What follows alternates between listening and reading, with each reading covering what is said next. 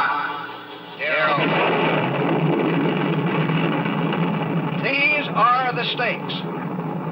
To make a world in which all of God's children can live, or to go into the dark. We must either love each other or we must die. Vote for President Johnson on November 3rd. The stakes are too high for you to stay home.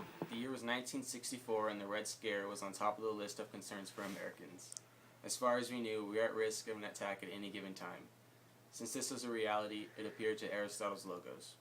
This was also a high production value at the time.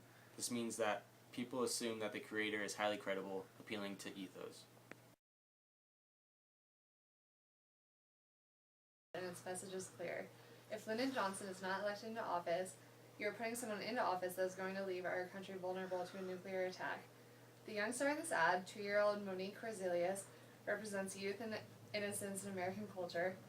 Her Counting the Daisy Petals appeals to the audience's pathos in Aristotle's artistic proofs, which are the emotions.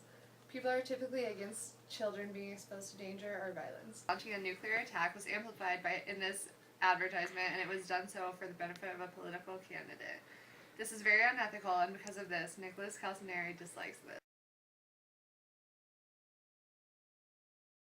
This was shown during a highly anticipated NBC network film. This means that a lot of people saw it, even though it was only shown once.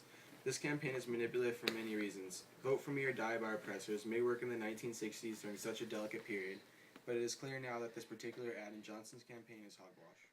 There's a fire starting in my heart, reaching up.